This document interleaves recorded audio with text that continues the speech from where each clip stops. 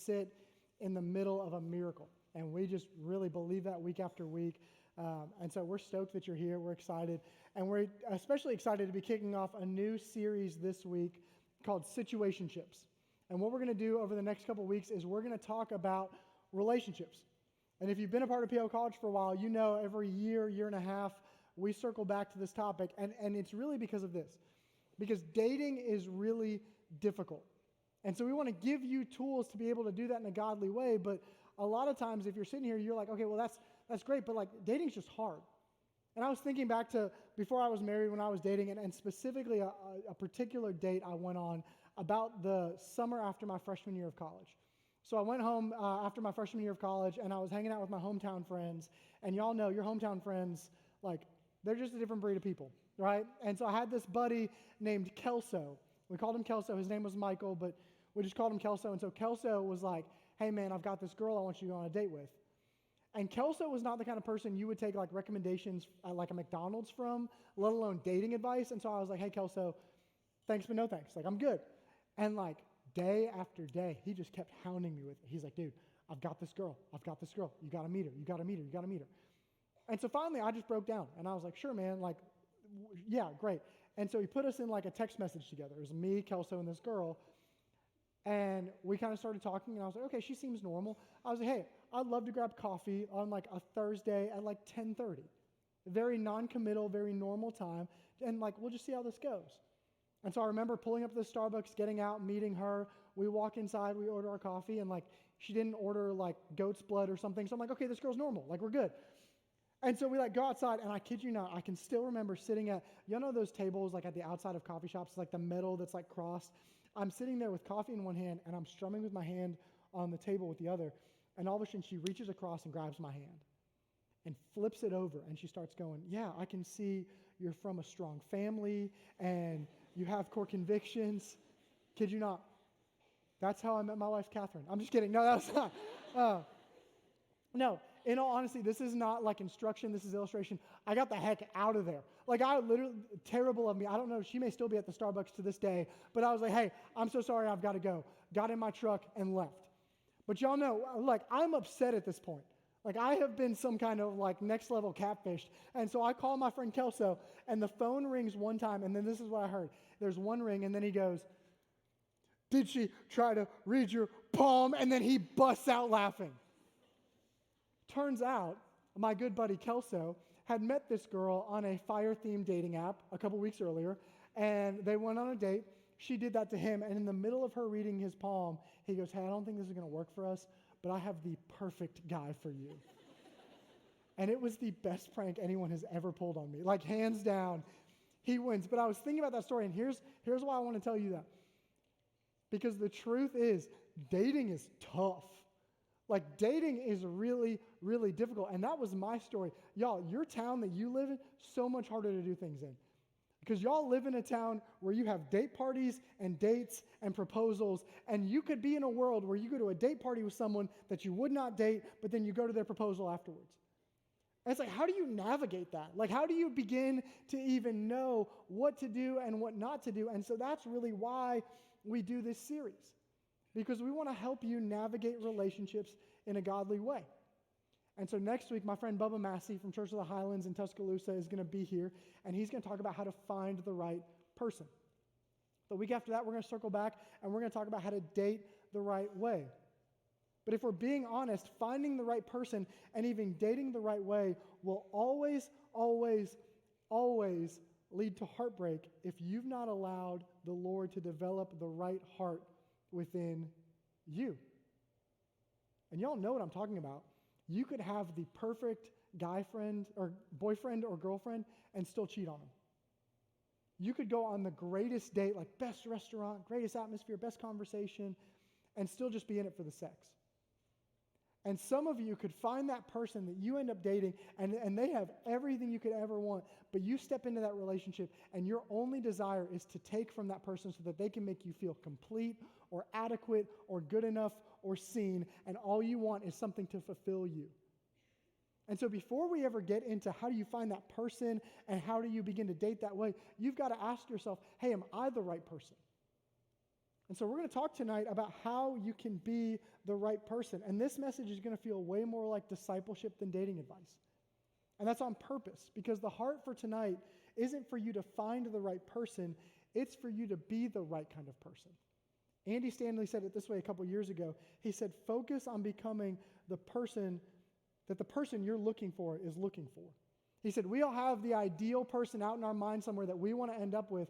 And he says a lot of times we get so focused on that person that we don't ever ask ourselves, hey, are we the kind of person that they're looking for? Do we have the right characteristics and character and foundational things? And so what I want to do tonight is we're going to really anchor ourselves in one passage of Scripture, and we're going to walk through it kind of brick by brick and see, hey, how do I become the right person for the right relationship? And so we're going to look at a passage in 1 Timothy, but if you're unfamiliar with this passage, it's written by a guy named Paul, and he's writing to his protege, a guy named Timothy. And Timothy was like an up-and-coming pastor. He was a church planner. And so Paul is writing to Timothy, and he's telling him how to navigate certain situations and things in his life. And although he's talking about topical things, he essentially speaks to Timothy, and he goes, hey, I want to speak to the situations you're dealing with, but more importantly, I want to speak to the kind of character that you are developing. And so he says in 1 Timothy 4:12, he says, don't let anyone think less of you because you're young. He says, but be an example to all believers in what you say, the way in which you live, your life, your faith, and your purity. I think what Paul is doing is he's giving us an outline for what the right kind of person in a relationship looks like. And these verses are going to help us see that healthy relationships are built by people whose life, beliefs, and actions have been transformed by Jesus Christ. That healthy relationships are built by people whose life, beliefs, and actions have been transformed by Jesus. And so before you ever ask yourself, hey, is the right person out there? You've got to ask yourself, hey, am I the right person in here? Before we ever look out a window to see what that person looks like, you got to ask yourself and look in a mirror and go, hey, am I the right kind of person for them? And so normally, if you're with us on a weekly basis, we give a lot of application of like, hey, here are things to go and do to live out your faith. Tonight is going to be more of an internal audit. It's going to be questions to ask yourself to go, hey, am I the right kind of person who needs to be pursuing someone or needs to be in a relationship or needs to be talking to people, or do I need to step back and allow the Lord to transform some things in my life first so that I can really know God, and love other people better? And so the first question we got to ask ourselves, if we're kind of doing this internal audit, is you got to ask yourself, hey, what am I conveying? What am I conveying? Looking back at 1 Timothy 4:12, it says, don't let anyone think less of you because you're young, but be an example to all the believers in what you say and the way in which you live. And so what Paul does right off the bat is he talks about the external things, which seems so counterintuitive because you're going, okay, well, no, God needs to do something in me first. But let's just talk about the reality of something. The reality is, Paul is saying the way that we speak and the life that we live are noticeable. And that matters because a lot of times the first thing that you are drawn to is what is exterior about a person. Like you don't see some guy walking down the street and go, he's just full of grace. You go, look at his arms. And then it's like, okay, yeah, he's full of grace. But you don't see a girl and go, oh, she tithes. Yeah, like, just being honest, the first thing that you are drawn to is the exterior. It's the external. And the reality is you're going to pursue someone or someone is going to pursue you initially in terms of what you broadcast. And that's not just what you look like. It's how you speak and how you act and the life that you live. And if you disagree with that, look at social media. There are entire markets built off of these two fronts, right? Like Twitter or X, like Threads, Reddit, all based on how you speak. Instagram, Snapchat, or Facebook if you're over 50, it's all about the life that you live. All of those things go, hey, how you speak and the life that you live are noticeable and people are drawn to it. And so we got to break those down and go, okay, what are we conveying? And so let's look at the first thing. It's how do you speak? Right? Like how do you speak to people? If you want to know about somebody, take a look at how they speak. Like really, take a genuine look about it. That's going to help you see their heart. Jesus would say it this way in Luke 6:45. He says, a good person produces good things from the treasury of a good heart, and an evil person produces evil things from the treasury of an evil heart. But then look what he says here. He says, what you say flows from what is in your heart. Other translations would say, out of the mouth your heart speaks. How do you speak? How do you speak to people? How do you speak about people? How do you speak about yourself? How do you speak to people who were created in the image of God? Are you someone who is quick to speak out of anger? Like, are you that person when something doesn't go your ways, you immediately fly out the handle and you say the harshest thing you can to get the biggest reaction you can? Like, you are just known as that person that was like, oh, they got a temper, and they're going to say it, but like they don't mean it. Because I think what we would see is that James 1:19, James would say this. He would say, understand this, my brothers and sisters, you must be quick to listen, slow to speak, and slow to get angry. Look at what James does there. He goes, hey, you got to be quick to listen. And then he says, be slow to speak and slow to get angry. He pairs those two things together because James understood that a lot of times when you are quick to get angry, you're quick to say something, and a lot of times it's not rosy. When you get angry, you say harsh things. So, man, do you speak to people created in the image of God in a way that is quick to get angry? I think you got to ask yourself, hey, are you someone who gossips? And you may be one of those people that says, like, well, it's not gossip if it's true. Okay, at that point, yeah, you're right. It's technically considered slander. But if you are not someone who is in the situation, or it's not about you, or you don't have firsthand knowledge, man, that is considered gossip. And then if it's true, it's even worse. It's slander. It's literally, that means cutting down someone's reputation. But God says this specifically to the nation of Israel in Leviticus 19:16. He says to all God's people, he says, do not spread slanderous gossip among your people. God is going, hey, you are a part of a community. As a body of believers, it is not your place to go out and gossip about people because what you're doing is you are slicing them down and tearing them down. Are you someone who gossips? Are you someone who flirts? Some of you may be like, yeah. Like, okay. And I'm not saying like if you flirt with somebody that you're dating. Like if you're dating someone, you're like, hey, rip your shot. Go for it. Like, come on. And I'm not even saying if it's somebody that you're interested in pursuing. Like, y'all, I want y'all to flirt in this room. Like, this is a target-rich environment. Like, let it rip. What I'm saying is, are you flirting with someone that you have no intention or interest in pursuing? Because if you're flirting with someone without the interest of pursuing them, it's just something that you do to make yourself feel good or keep yourself interested or occupied. Flirting without the interest of pursuit is like inviting someone to dinner and then never serving a meal. It's awkward, it's unfulfilling, and honestly, it's kind of confusing. You're like, why am I here? What are we doing? And Paul's really clear about this in 1 Corinthians 14. He says, for our God is not a God of confusion, but a God of peace. If we are made in the image of God, if our job is to look more like Jesus every day, we should not be creating confusion.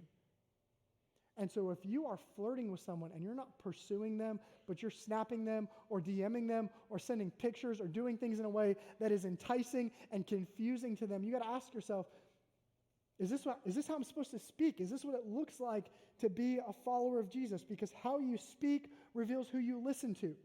And as followers of Jesus, if his Spirit is speaking into our lives, then how we speak should be different. James would say it this way in James 1:26. He says, if you claim to be righteous but don't control your tongue, you are fooling yourself. And he says, your religion is worthless. And it's almost like he's speaking in an external perspective there. He's going, hey, everybody knows if you can't control your mouth and how you speak, and it's slander or gossip or flirting without the intention of pursuit, the world looks at you and goes, I don't want to follow that Jesus. But the way we should speak, Paul outlines in Ephesians 4:29.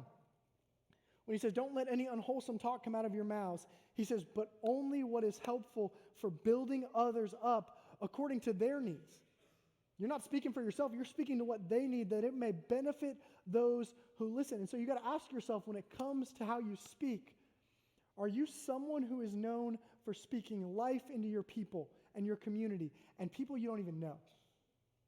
When you hear gossip on campus, do you join in or do you speak something markedly different? Are you someone that calls out the best in people, that constantly looks at them and says, hey, I'm not going to judge anyone on who they may be today. I'm going to always drop their lowest grade and judge them on who God created them to be or who they could step into in their identity in him? That's who you want to be known for. That's the kind of person that you want to be when how you speak matters. And so if you want to be someone who's desirable in dating, you want to be someone who speaks life into others. So Paul says, hey, how you speak. And then he says, hey, let's look at the life that you live. The Greek here, it's the word, it means either behavior or conduct. It doesn't just mean singular actions. It means something that builds up over time. I remember when I got to college as a freshman, like every freshman wants to do this and they'll never admit it. Like you get to college and you see everyone that wasn't from your hometown and you're like, I want to date everybody. Like there's enough of me to go around. Like I just want to date everybody. And so you get all jazzed up. That was me my freshman year. And I had an upperclassman that kind of pulled me aside and he said, hey man, I just want to give you some advice. Don't date anyone for 6 months. And I was like, dang, that sounds like good advice. Like, is that scriptural? Like, where do you get that from? And he's like, nah, man, because anyone can fake being not crazy for 6 months, but after a while, you'll figure it out. I was like, I don't think that's in the Bible, but like, that sounds good to me. Like, okay, deal. And it was such good advice. Here is why. Actions can be covered up, but behavior and conduct will always be revealed over time. You can cover up some actions or some negative behaviors for a while, but your behavior and your conduct will always be revealed over time. That's what's called a reputation, right? And everyone has a reputation. The Bible talks about it. Proverbs 20:11 says that even children are known by the way that they act, whether their conduct is pure and whether it is right. And the reality is your reputation matters. And it's not the thing that makes God love you. It's not the thing that makes you a good or a bad person. But the reason that your reputation matters is because it is the thing that people see and make decisions about you based on. And all of us have a reputation. And so you got to ask yourself, hey, before you want to know about someone else, go, hey, what am I known for? What's my reputation? I remember my sister went to the University of Alabama, and I would go up for games pretty frequently, and I was there one time. We went to the game, and we were hanging out at her house after, and she had her garage door open. We were playing ping pong, and so I'm just playing ping pong, hitting the ball back and forth, and this girl walks in the garage door, and she's wearing gym shorts, a baggy t-shirt, hair's all in a bun, and she's holding a pub sub. And I just remember being like, oh dang, I turned and I was like, who's that girl? And they were like, oh, her name's Catherine Corley. And I was like, not for long. Tell me about her. What's up? And so I started to ask about this girl. And what I found out was that the reason she wasn't dressed up for game day was because she was working to pay her way through college. So she worked every single game day. But not just that, she led a middle school ministry at her church, and she was actually discipling a group of middle school girls, which might as well be the hardest mission field in the world. And she was studying to be a chemical engineer, and she was surrounded by community. And the more I started to learn about this girl, I was living in West Palm Beach, Florida. She was living in Tuscaloosa, Alabama. I slid in her DMs 2 weeks later. I will tell you that I didn't slide, that she slid first, but it was me. I'll own it. This is a safe place. And y'all, I would drive from West Palm to Tuscaloosa every other month, around that time, just so I could be around her. Why? The first thing that I saw about her, she was physically attractive. Second thing, her reputation was alluring. She had a godly reputation, and it was attractive. What people said about her, the more that people spoke about her, there was something that drew me to her, because to be known by Christ is alluring. And so our goal is that our behavior should look more like Jesus every single day. Will you be perfect? No. You're going to screw up. I screw up. We all screw up. And I love how our senior pastor says it this way. Chip says it this way. He says, when we're trying to look more like Jesus, our goal should not be perfection, it should be direction. It's not, hey, I need to get it right every single time. It's going, hey, man, do I love Jesus and do I look like Jesus more today than I did yesterday? And those are the small things that start to make a difference.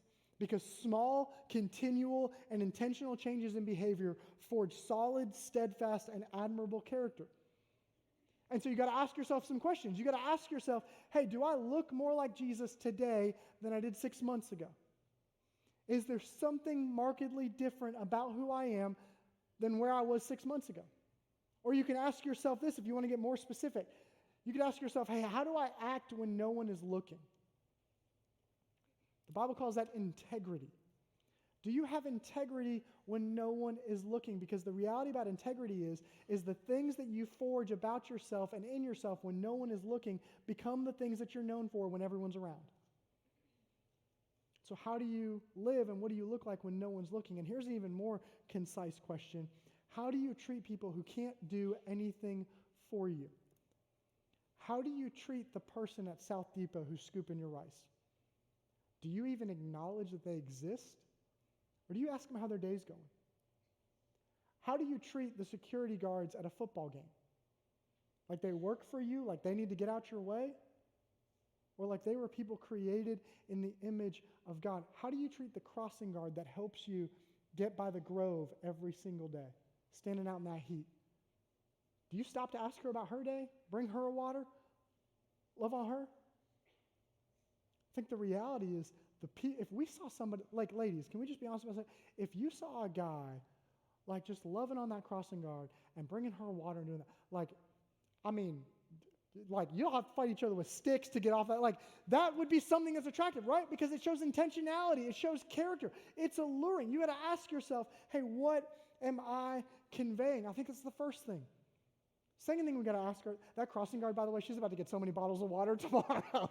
People looking back, here's a Yeti cooler. Like, you got to ask yourself, hey, what am I conveying? Second thing is this, you got to ask yourself, hey, what am I valuing? This is the internal. It's your spiritual life.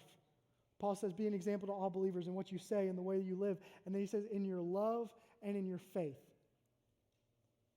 In your love and in your faith. Love and faith go hand in our walk with Jesus. You got to ask yourself, hey, what do I love and what do I put my faith in? What do you love? You love Ole Miss. You love your friend group. You love hunting. You love sports.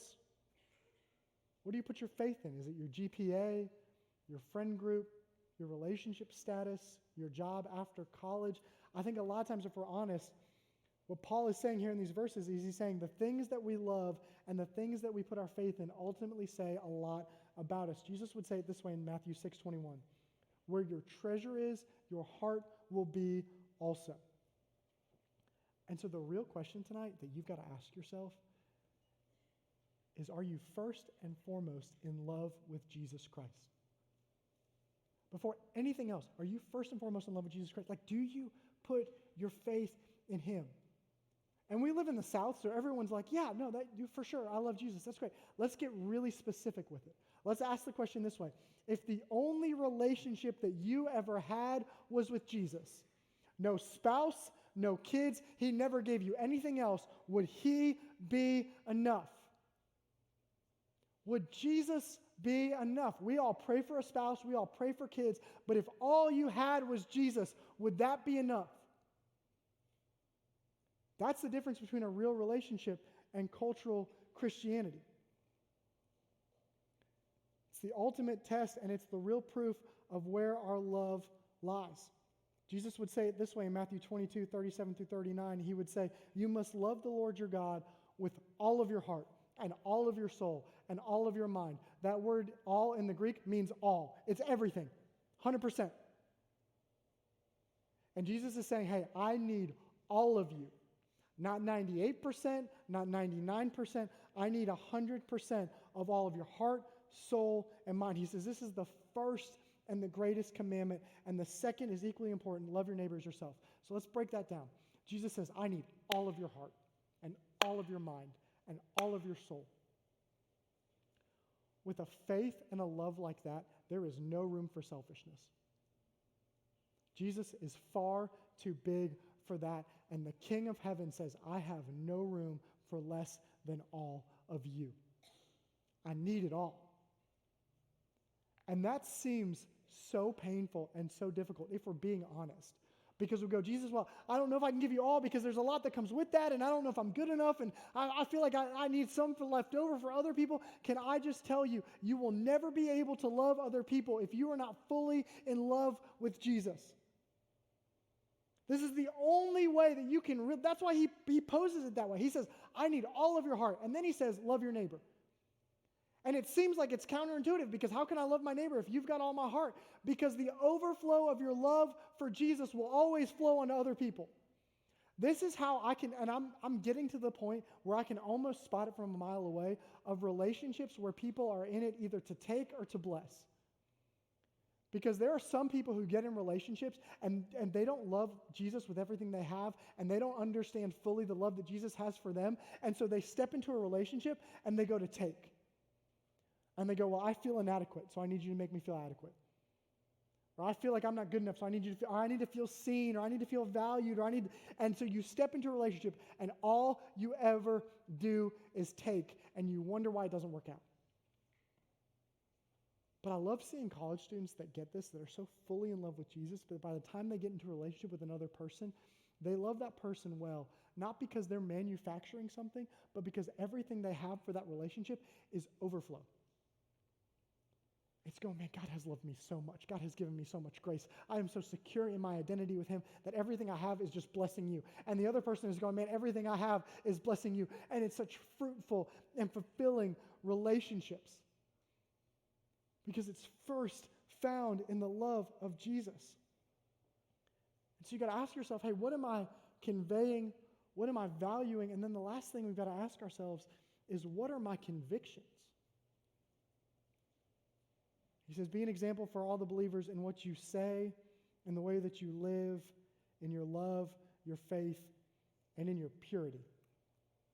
And we're going to get more into this in week 3, but I think this matters because look at what Timothy's saying. Or Paul's saying. He's saying, hey, the external matters, the internal matters. But he's saying, hey, your convictions matter. Purity matters. And that's a tough thing to navigate. Because a lot of times, like, you may be like how I was in college, where it was like, I really genuinely wanted to follow Jesus, but it was an area that I kept tripping up in. And I remember I was a dumpster fire of a human being from like 14 to like 22, and then I really started to follow Jesus, but I kept making mistakes. I was dating a girl at the time, and we kept messing up. And so I went to my college pastor, and I was like, dude, I don't know what's going on. And he was like, well, walk me through like what's happening. And I said, okay, well, like last week we had a date night, and so we went to go watch a movie, and he said, oh, at a movie theater. And I was like, well, no, at her apartment. And he goes, oh, you guys were like in the living room, right? And I was like, well, no, her roommates are a lot, so we were like in her bedroom. And he was like, oh, you guys were sitting on like the floor, like some chairs. I was like, no, it's more of an open concept, so like there was really just a bed. Oh, like I'm the only one. And he said, oh, so like the door was open and it was like noon. And I was like, door was closed 11:30 p.m. Like, and he goes, man, no wonder you messed up. And I was like, no, like, I was like, dude, you don't understand. Like, I really, in that moment, like, I didn't want to, and like, I don't know what happened. And he said, yeah, that's the problem. He said, in that moment, you tried to decide what kind of man you wanted to be. And that's never going to work. And the best advice he gave me is he said, you will never win a battle if you try to decide who you want to be in the moment. And that changed the game for me. Because what I started to see and understand is that purity is not a game time decision, it's a preseason discipline. You don't see athletes who are learning how to run right before they go into for the game. Like, you don't see athletes being like, I need to figure out like hand-eye coordination and how I do this sport before they go. Why? They'd get smoked every time. What do? They decide days and weeks and months and years in advance who they want to be in that moment. And they get a conviction about what kind of person they want to be, so when the moment comes, they're ready to step into it. It's the same way with purity. Purity has to be a conviction that you make about who you are before you ever get into that kind of situation. And I love how Job said it in Job 31. And this was a guy who had just been through an impossibly difficult situation. Like he lost everything. And so Job was in a moment where he goes, man, I am exhausted. I am beaten down. Essentially, he was incredibly vulnerable to temptation. And in the midst of that, instead of waiting until he was tempted, he said, before that ever comes, Job 31:1 says, he said, I have made a covenant with my eyes not to look lustfully at a woman. He said, before I ever get there, I have made a covenant, a legally binding decision that I'm not even going to go there. He had a conviction about the kind of man that he wanted to be before he ever got into the situation. And here's the thing about purity, and I don't know how we got to this place, But we have gotten to a place where we look at purity and we think that it's some kind of cultural option. Like, oh my gosh, if that's what you want to do, that's good for you. And the reality of following Jesus is that purity is not a cultural option. It needs to be a core conviction. It needs to be something you define yourself by. And we talked last week about, man, if you want breakthrough with the Lord, if you want the Holy Spirit to work through your life, you either have to be obedient to the next thing He's calling you to or the last thing He called you to. And purity is a part of obedience. And I know that it is difficult. And I know that it is hard. But here's the thing about like sexual sin that's just different. Like theologically, all sin is equal in God's eyes. Like it is all bad in God's eyes. The theological definition of sin is that it is all equal in God's eyes. However, the consequences of sin vary. And y'all know, like, I don't have to tell you this because I will tell you that the majority of people that sit down with myself and Liza and Courtney go, hey, I've messed up in a lot of ways, but I can tell you when I mess up sexually, it just guts me in ways that I've never even thought possible. And it leaves me so broken and so ashamed because sexual sin is different. That's why God is not being repressive. God does not hate sex. God created sex.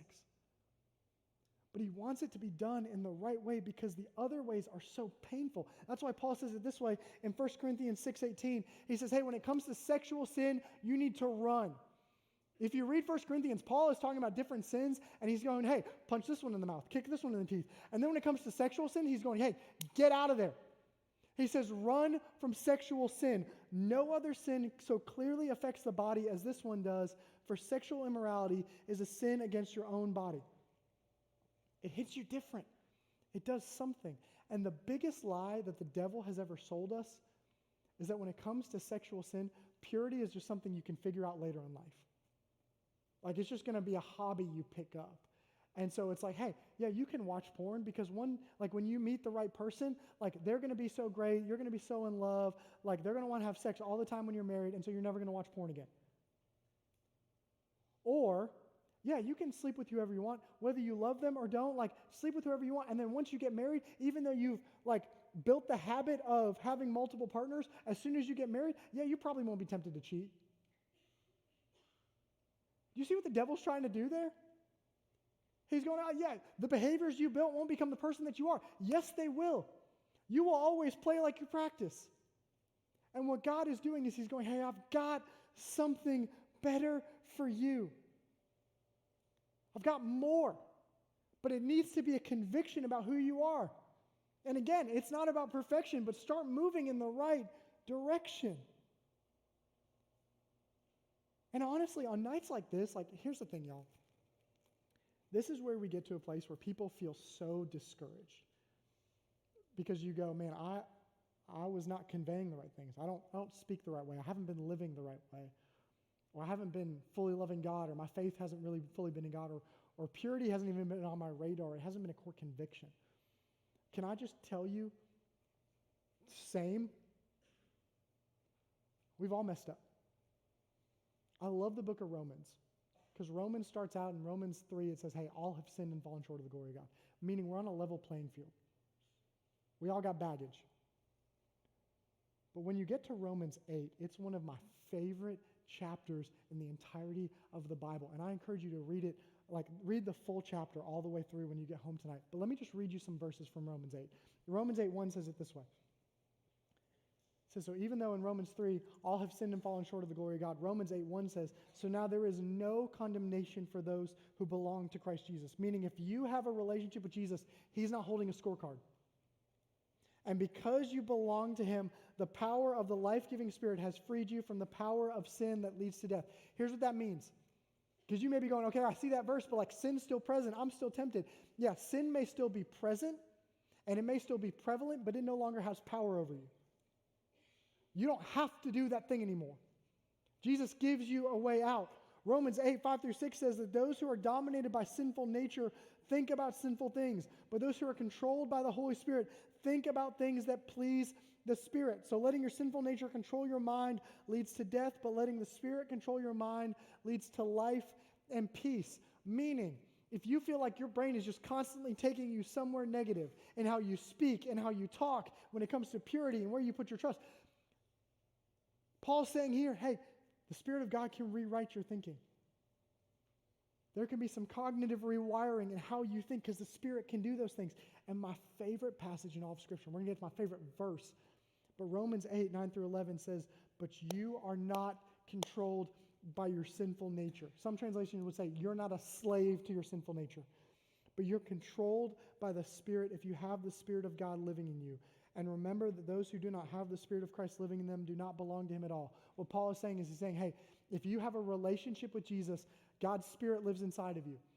And it's not given out in varying degrees. Like, I don't have more of the Spirit of God than you do.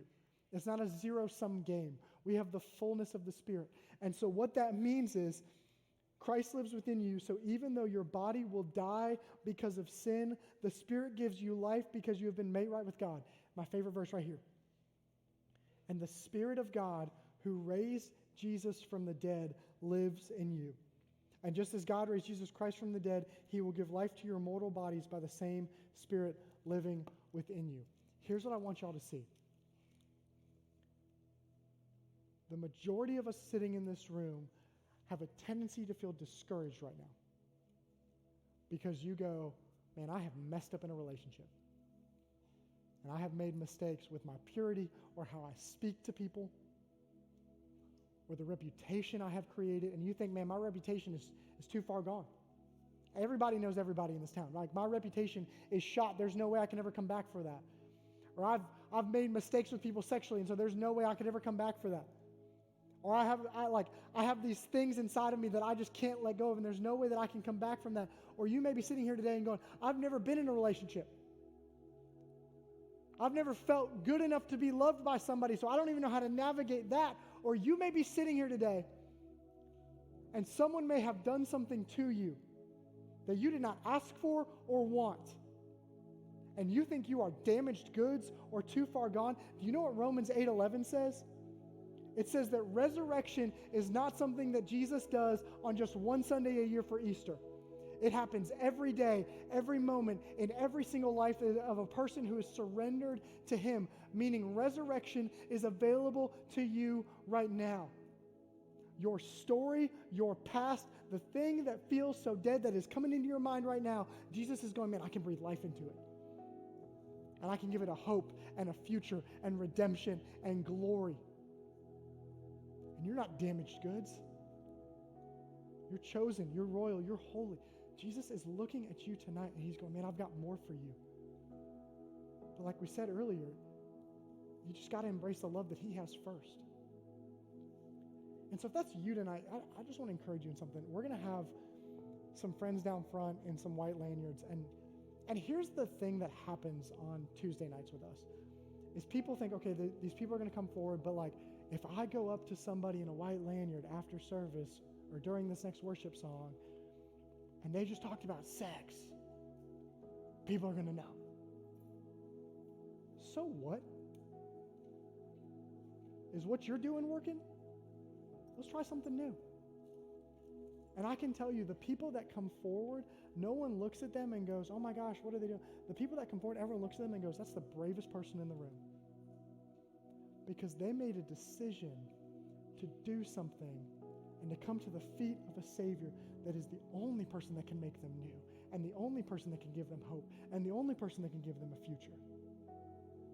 And so if that's you tonight, man, come talk to somebody down front during this next song. Let them pray for you. Just give it a shot. If it doesn't work, we'll give you your money back. But let them pray for you.